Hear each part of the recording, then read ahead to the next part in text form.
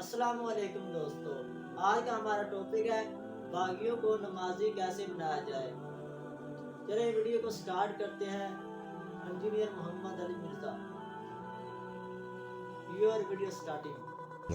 دیکھ لینا، بخاری اور مسلم کی متفق علیہ حدیث ہے کہ میری بیٹی فاطمہ جنتی عورتوں کی سردار ہے، اور جامعہ ترمذی کی صحیح حدیث ہے کہ حسن و حسین جنتی نوجوانوں کے سردار ہیں۔ لیکن اسی فاطمہ سلام اللہ علیہا جو جنتی عورتوں کی سردار ہے، اس کے بارے میں صحیح بخاری اور صحیح مسلم کے اندر متفق علیہ حدیث ہے کہ آپ صلی اللہ علیہ وآلہ وسلم نے فرمایا، اے میری بیٹی فاطمہ، میرے مال سے جو کچھ تو نے لینا ہے مجھ سے لے لے، اگر اللہ کے حضور تو پکڑی گئی تو میں تیرے کچھ کام نہیں آؤں گا، میرے مال سے جو مرضی لے لے۔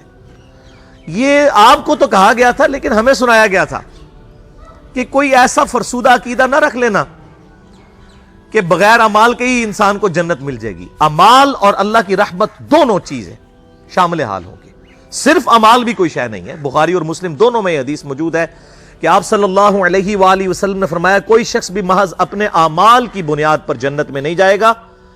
ایک صحابی نے بڑی جرت کر کے پوچھا، اللہ کے رسول صلی اللہ علیہ وآلہ وسلم، کیا آپ بھی؟ آپ نے فرمایا، ہاں میں بھی، جب تک میرے رب کی رحمت مجھے ڈھانپ نہ لے میں بھی محض اپنے اعمال کی بنیاد پر جنت میں داخل نہیں ہوں گا۔ تو اعمال بھی ہیں اور رحمت بھی ہے، صرف اعمال بھی کوئی شے نہیں اور صرف رحمت بھی کوئی شے نہیں ہے۔ ورنہ امام محمد غزالی رحمہ اللہ تعالی کا قول جو ہے مجھے بڑا پسند ہے اس کانٹیکسٹ میں، جو کیمیائے سعادت میں انہوں نے علماء سو کی کلاس لی ہے۔ اب یہ سخت باتیں اگر میں اپنی ریفرنس سے کروں تو لوگوں کو بری لگیں گی۔ امام محمد غزالی فرماتے ہیں کہ ایسے علماء جو ممبروں پر چڑھ کر اللہ تعالیٰ کی رحمت کی آیات آؤٹ آف کانٹیکسٹ سنا کر، قرآن حکیم میں جہاں پر بھی رحمت کی آیات اور توبہ کی آیات آئیں وہ اس اعتبار سے آئیں کہ جو توبہ کرنے کے بعد اصلاح کر لے۔ پورے قرآن میں کوئی ایک آیت بھی ایسی نہیں ہے کیٹیگوریکل کہ انسان اپنی اصلاح نہ کرے اور اللہ تعالیٰ فرمائے کہ میں اپنی رحمت کے دروازے اس کے لیے کھول دوں گا، قطعاً ایسی کوئی آیت نہیں ہے۔ تو جو علماء، امام غزالی فرماتے ہیں کہ اللہ کی رحمت کی آیات سنا کر لوگوں کو اللہ تعالیٰ سے غافل کر رہے ہیں، کیا یہ لوگوں کو یہ میسج دینا چاہتے ہیں کہ قرآن حکیم میں جو اللہ کے نافرمانوں کے لیے دھمکیاں آئی ہیں یہ سب کی سب فضول باتیں تھی، اور انبیاء کرام علیہ السلام جو اللہ کے عذاب سے ڈراتے رہے یہ صرف شغل میلہ تھا اور آخرت میں کوئی پکڑ نہیں ہونی؟ ایسے علماء واجب القتل ہیں۔ یہ امام غزالی فرما رہے ہیں کہ حکومت وقت کا کام ہے کہ ان پر توبہ پیش کرے، ورنہ ان کو قتل کروائے، ان علماء کو جو اللہ تعالیٰ کا یہ غلط تصور پیش کر کے لوگوں کو اللہ کا باغی بنا رہے ہیں۔ اور اکثر وائزین اس وقت یہی ہیں اور لوگ انہی کی باتوں کے اوپر خوش ہیں، انہی این جی اوز کی باتوں کے اوپر خوش ہیں، انہی دنیا دار علماء جو دنیا داروں کو خوش کرنے کے لیے باتیں کرتے رہتے ہیں اور کہتے ہیں اللہ تعالیٰ بڑا غفور رحیم ہے، جی جو مرضی کرو، اللہ نو ساڑی نوازا نہیں چاہیے دیا۔ اور بھائی اللہ نے کب کہا ہے کہ مجھے تمہاری نمازیں چاہیے؟ اللہ تو کہتا ہے تمہیں تمہارے لیے نمازیں چاہیے، اور نماز کو اتنا کیجول بنا لیا انہوں نے۔ صحیح مسلم کے اندر حدیث ہے، آپ صلی اللہ علیہ وآلہ وسلم نے فرمایا، بندے کے کفر اور اسلام کے درمیان فرق ہی نماز ہے۔ جو نماز پڑھتا ہے وہ مسلمان ہے، اور جو نماز نہیں پڑھتا وہ پاکستان کے شناختی کارڈ میں مسلمان ہے، اللہ کی ڈیفینیشن میں وہ عملاً کافر ہے۔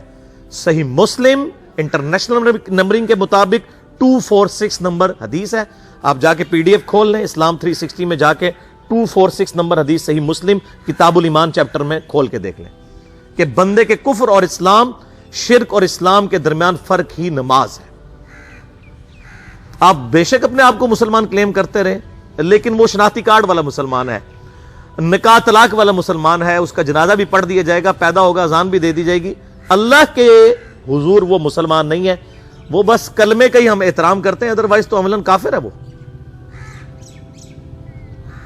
اسی طریقے سے جامعہ ترمذی میں حدیث ہے، سنن نسائی کے اندر حدیث ہے، سنن ابن ماجہ کے اندر حدیث ہے کہ آپ صلی اللہ علیہ وآلہ وسلم نے فرمایا، جس نے نماز چھوڑ دی گویا اس نے کفر کیا، من ترک الصلاۃ متعمدا فقد کفر۔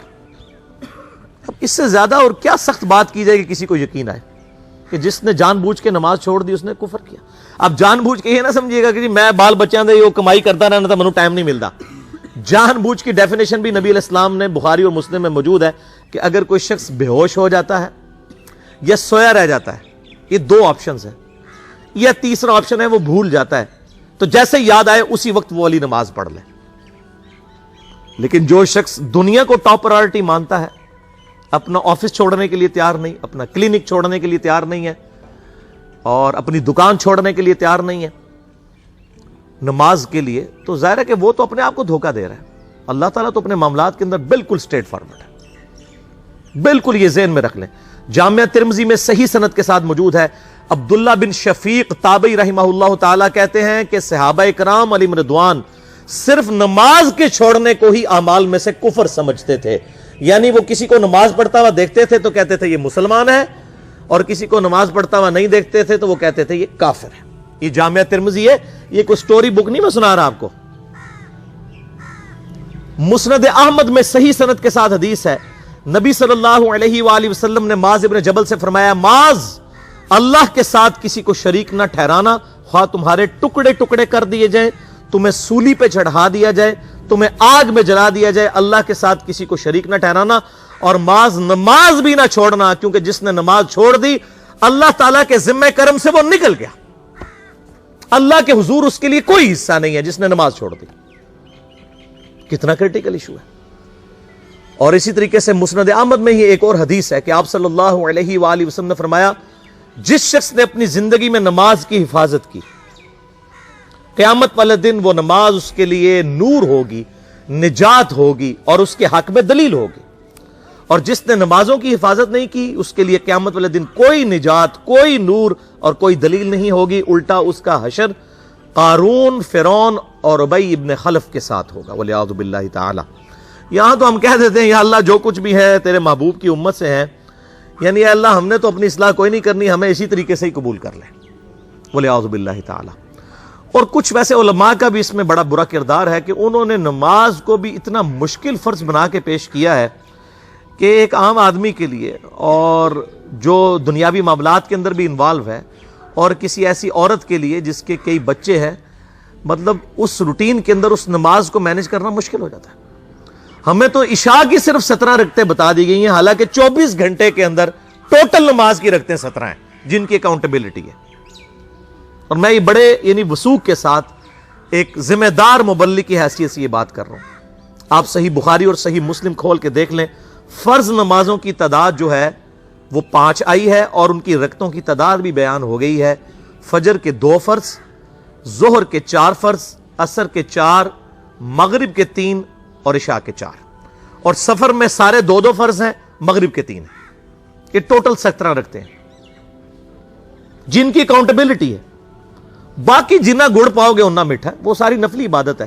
وہ بخاری اور مسلم دونوں میں حدیث ہے، جس نے فرض کے علاوہ 12 رکعتوں میں استقامت کی، اور وہ 12 رکعتیں آپ صلی اللہ علیہ وآلہ وسلم نے پڑھ کے بھی بتائیں، اور امہات المومنین میں سے سیدہ عائشہ نے، سیدہ ام سلمہ نے، سیدہ ام حبیبہ رضی اللہ عنہن نے روایت بھی کی کہ 2 فجر سے پہلے، 4 ظہر سے پہلے، 2 ظہر کے بعد، 2 مغرب کے بعد، 2 عشاء کے بعد، یہ 12 سنت موقدہ، جس نے یہ پڑھی اسے جنت میں محل ملے گا۔ اگر کوئی نہیں پڑھتا تو گنہگاری والا معاملہ کوئی نہیں ہے۔ اسی طریقے سے اس کے علاوہ ایک اور وطر کی نماز ہے جو سنت موقدہ ہے، وہ سیدنا مولا علی رضی اللہ تعالیٰ عنہ علیہ السلام کا قول ہے کہ وطر سنت ہے، سنت ہے، سنت ہے، مگر اسے مت چھوڑو۔ ہے سنت ہے لیکن تاکیدی ہے۔ آپ صلی اللہ علیہ وآلہ وسلم نے سفر میں بھی وطر اور فجر کی 2 سنتیں پڑھی ہیں، لیکن یہ صرف افضلیت کے اعتبار سے تاکیدی ہیں، ان کی کاؤنٹیبلٹی کوئی نہیں ہے۔ البتہ یہ ضرور ہے، سنن ابی داؤد میں ایک حدیث ہے کہ جس کی قیامت والے دن فرضوں میں کوتاہی نکل آئے گی تو اللہ تعالیٰ فرمائے گا میرے بندوں کی جو نفلی اور سنت عبادت ہے اس کو توڑ لو اور فرضوں کے ایکویلنٹ قبول کر لو۔ تو آپ اگر یعنی سنتیں پڑھیں گے تو اس کے ایکویلنٹ نفلوں کی کوتاہی پوری ہو جائے گی، ادروائز اکاؤنٹیبلٹی اس کی کوئی نہیں ہے، یہ ذہن میں رکھیے گا۔ صحیح بخاری اور مسلم دونوں میں حدیث موجود ہے، ایک صحابی آئے، انہوں نے کہا یا رسول اللہ صلی اللہ علیہ وآلہ وسلم میں جنت میں جانا چاہتا ہوں، مجھے کوئی شارٹ کٹ بتا دیں۔ آپ صلی اللہ علیہ وآلہ وسلم نے فرمایا اسلام لانے کے بعد نماز، فرض نماز کو قائم رکھ، پھر فرمایا فرض زکوٰۃ ادا کر، فرض روزے دے، روزے جو ہیں وہ ان کو ادا کر اور روزے رکھ۔ حج اس وقت فرض نہیں ہوا تھا، वो जिंदगी में एक बार है। तो उसने कहा या रसूलुल्लाह सल्लल्लाहु अलैहि वसल्लम, जितना आपने मुझे बताया ना मैं इसमें ऐड करूंगा ना इसमें से कोई चीज माइनस करूंगा। और ये कह के वो चला गया। आप सल्लल्लाहु अलैहि वसल्लम ने फरमाया अगर किसी ने किसी जन्नती शख्स को देखना है तो इसको देख लो, जो ये कह के गया कि मैं फर्ज नमाज से ज्यादा कोई नमाज नहीं पढ़ूंगा, सिर्फ फर्ज रोजा ही रखूंगा, फर्ज ज़कात ही दूंगा। अब रोजा और ज़कात में तो हमारे उलमा को और आम पब्लिक को भी, जो दीनदार लोग हैं, उनको हजम होती है कि कोई शख्स ये नहीं कहता कि भाई पीर और जुमेरात का रोजा, सही मुस्लिम में हदीस है कि आप सल्लल्लाहु अलैहि वसल्लम के नफली रोजों की ये रूटीन थी। कोई आपको ये नहीं कहेगा कि जिसने जुमेरात और पीर का रोजा ना रखा उसके रमजान के रोजे ही कबूल नहीं होंगे, कोई कहता? क्योंकि उनको पता वो नफली है। इसी तरीके से ज़कात तो सिर्फ 2.5% है ना, बाकी तो नफली सदकात हैं जितने मर्जी दें। कोई शख्स नहीं कहता कि नफली सदका ना दिया तो आपकी ज़कात भी कबूल नहीं होगी। उल्टा ये कहते हैं ओ बस जी ज़कात दे लो तो बाकी सारा माल पाक है। लेकिन जब फर्ज नमाज की बारी आती है तो उस वक्त वो 12 रखते हैं भी, सुन्नत मौक़ता बीच में घसीट देते हैं, वो भी सिर्फ फजीलत है। टोटल 17 रखते हैं, 2 फजर की, 4 जोर, 4 असर, 3 मगरिब, 4 इशा। ये मैं को अपने लिए ग्राउंड नहीं बना रहा, मैं तो अल्हम्दुलिल्लाह इसके अलावा भी नफली इबादत करता हूं। लेकिन मैं बता रहा हूं खुदा के लिए लोगों को दीन ऐसा मुश्किल ना पेश करें कि जो नबी अलैहिस्सलाम ने उम्मत को वो दीन नहीं दिया हुआ। अपनी मर्जी से इंजेक्ट ना करें दीन, लोगों के लिए मुश्किलात ना खड़ी करें, उनको फर्ज नमाज तक रखें। फिर इंशाअल्लाह कई लोगों को मैंने इसने नमाज शुरू करवाई, उन्होंने सुन्नत नमाज भी, नवाफिल भी शुरू कर दिए। लेकिन आप कम से कम वो डेटम लेवल तो अचीव करवाएं लोगों का। लेकिन फर्ज नमाज की बारी आती है, कहते हैं नहीं जी सुनते भी हिस्सा है। कहां से मेरे भाइयों हिस्सा है? वो 17 रखते हैं। सुन्नतें पढ़ेंगे सवाब है, नहीं पढ़ते गुनाह कोई नहीं है। तो कम से कम फर्ज तो अदा करें। इसके लिए आपको टोटल 24 घंटे में मेरा ख्याल है 40 मिनट भी नहीं चाहिए फर्ज पढ़ने के लिए। तो इसके ऊपर तो इस्तिकामत कम से कम हम इख्तियार करें। और छोटी छोटी जो निटी गिटीज हैं उनको तो हमने इतना फॉलो किया हुआ है, और फर्ज नमाज के बारे में हम इतने कैजुअल हो जाते हैं। तो ये फर्ज नमाज की इंपॉर्टेंस इस हवाले से जरूरी थी, इसलिए मैंने साथ ही बयान कर दी। अल्लाहुम्मा सल्ली अला मुहम्मद व अला आलि मुहम्मद कमा सल्लैता अला इब्राहीम व अला आलि इब्राहीम इन्नका हमीदुम मजीद। अल्लाहुम्मा बारिक अला मुहम्मद व अला आलि मुहम्मद कमा बारकता अला इब्राहीम व अला आलि इब्राहीम इन्नका हमीदुम मजीद। कुल हुवल्लाहु अहद अल्लाहुस समद लम यलिद वलम यूलद वलम यकुल लहु कुफुवन अहद। कुल हुवल्लाहु अहद अल्लाहुस समद लम यलिद वलम यूलद वलम यकुल लहु कुफुवन अहद। कुल हुवल्लाहु अहद अल्लाहुस समद लम यलिद वलम यूलद वलम यकुल लहु कुफुवन अहद। बिस्मिल्लाहिर रहमानिर रहीम। अल्लाहुम्मा अजिन्ना मिनन नार, अल्लाहुम्मा अजिन्ना मिनन नार, अल्लाहुम्मा अजिन्ना मिनन नार। अस्तगफिरुल्लाह अस्तगफिरुल्लाह। दोस्तों, कैसी लगी आपको वीडियो? कमेंट में हमें अपनी राय से आगाह करें। शुक्रिया। अल्लाह हाफिज।